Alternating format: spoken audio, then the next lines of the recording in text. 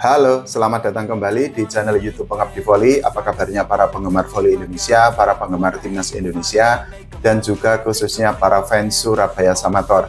Hari ini kita akan membahas tentang Surabaya Samator yang saat ini sedang bertanding di Live Voli Divisi 1 tahun 2024, yang mana kejuaraan volinya atau turnamen volinya diselenggarakan di Gor Gelora Bung Karno yang ada di Grobogan, Jawa Tengah. Surabaya Samator sendiri menghadapi pertandingan pertama melawan klub MVC Sulbar pada hari ini, dan hasilnya sama-sama kita ketahui. Surabaya Samator berhasil mengalahkan MVC Sulbar dengan skor yang sangat telak, yaitu 3-0.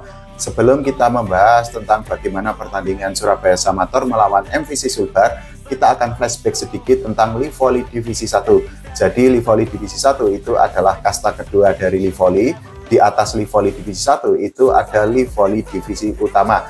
Nah, Live Voli Divisi 1 itu melarang setiap klub yang bertanding untuk menggunakan pemain asing, tapi semua klub yang ikut bertanding di Live Voli Divisi 1 itu diperkenankan untuk menurunkan para pemain yang pernah berlaga di Proliga. Nah, Surabaya Samator itu juga menurunkan beberapa pemain yang sudah memiliki jam terbang ataupun pengalaman di Proliga untuk mengarungi pertandingan demi pertandingan di Live Voli Divisi 1 tahun 2024 ini. Kehadiran para pemain yang sudah memiliki jam terbang atau pengalaman di Proliga ternyata berhasil membantu Surabaya Samator untuk mengatasi perlawanan MVC Sulbar dengan skor 3-0. Kemenangan yang didapatkan oleh Surabaya Samator ketika menghadapi MVC Sulbar itu juga terbilang cukup mudah, karena di dua set awal terutama Surabaya Samator itu tidak mendapatkan perlawanan berarti. Di set pertama Surabaya Samator mengalahkan MVC Sulbar dengan skor 25-10. Kemudian di set kedua Surabaya Samator mengalahkan MVC Sulbar dengan skor yang lagi-lagi telak, yaitu 25-12. Di set ketiga pertandingan menjadi lebih intens, menjadi lebih seru, tapi Surabaya Samator berhasil mengalahkan MVC Sulbar dengan skor yang cukup telak juga, yaitu 25-18. Seperti yang tadi saya bilang, bahwa kehadiran para pemain yang pernah berlaga di Proliga dan juga di turnamen internasional itu menjadi motor bagi Surabaya Samator ketika mereka mengatasi perlawanan MVC Sulbar. Salah satu pemain yang punya pengalaman cukup banyak dan diturunkan oleh Surabaya Samator adalah Teddy Oka yang berposisi sebagai middle blocker. Teddy Oka sendiri pernah mempunyai pengalaman bertanding di Proliga ketika dirinya membela Palembang Bang Sumsel Bubble, dan di Proliga tahun 2024 Palembang Bang Sumsel Bubble itu berhasil menembus ke Final Four. Selain itu juga Teddy Oka pernah membantu tim voli Jawa Timur menjadi juara Kapolri Cup tahun 2024. Selain Teddy Oka ada juga Devan Rizky Hamdani yang berposisi sebagai setter.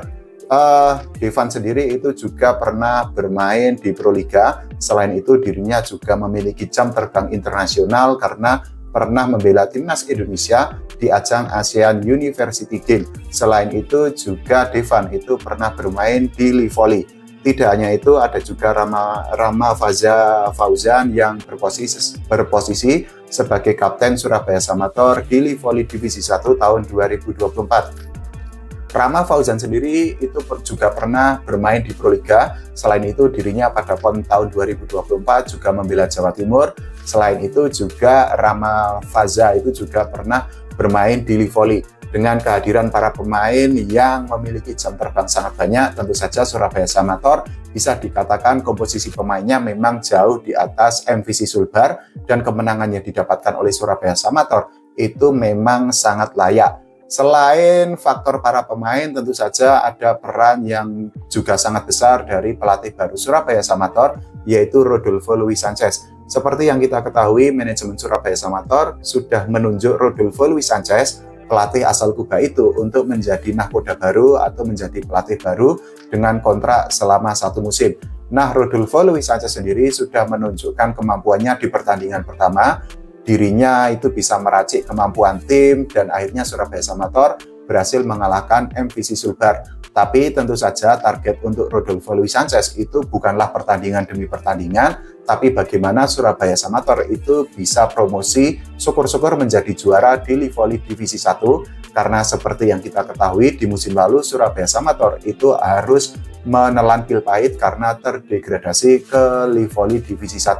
Selain di Livoli Divisi 1, Rodolfo Luis Sanchez itu juga tentu saja dibebani untuk bisa mengembalikan nama besar Surabaya Samator di Proliga tahun 2025.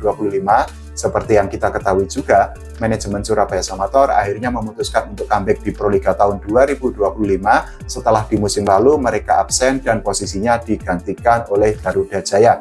Kehadiran Rodolfo Luis Sanchez sendiri tentu diharapkan bisa mengembalikan nama besar Surabaya Samator sebagai pemegang gelar juara terbanyak di Proliga dan juga di Livoli. Nah, tapi tentu saja Surabaya Samator tidak boleh berpuas diri karena setelah ini pertandingan yang akan mereka hadapi itu tentu saja akan lebih berat. Jadi di pertandingan kedua Surabaya Samator itu akan menghadapi Profit Kudus pada hari Rabu tanggal 16 Oktober tahun 2024 jam 7 malam.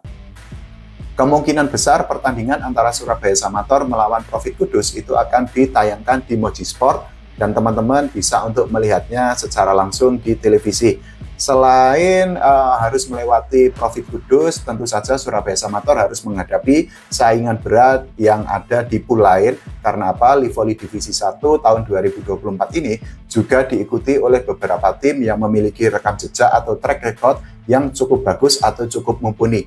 Kita sebut saja ada Tektona, kemudian ada Sukun Badak, kemudian ada Yuso Jogja, kemudian ada Mabes TNI, dan juga tidak lupa ada Berlian Bang Jateng yang selama ini memang bisa dikatakan sebagai salah satu kekuatan yang bisa diperhitungkan di voli Indonesia. Nah, kalau kita bicara tentang Surabaya Samator, akan sejauh mana kira-kira perjalanan Surabaya Samator di Livoli Divisi 1?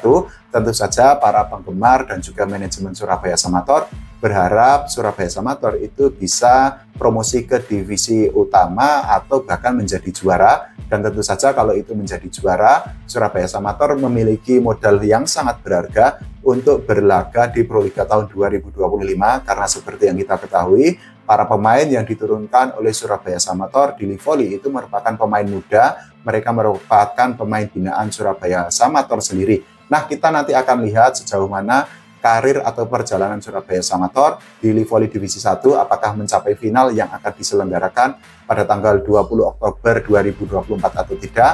Kita patut nantikan, tapi kita doakan agar Surabaya Samator mendapatkan hasil terbaik di Livoli Divisi 1 2024, dan juga tidak lupa kita doakan agar Timnas Voli Indonesia bisa mendapatkan prestasi tidak hanya di level Asia Tenggara seperti saat ini, tapi juga di level Asia dan juga di level dunia pada masa mendatang.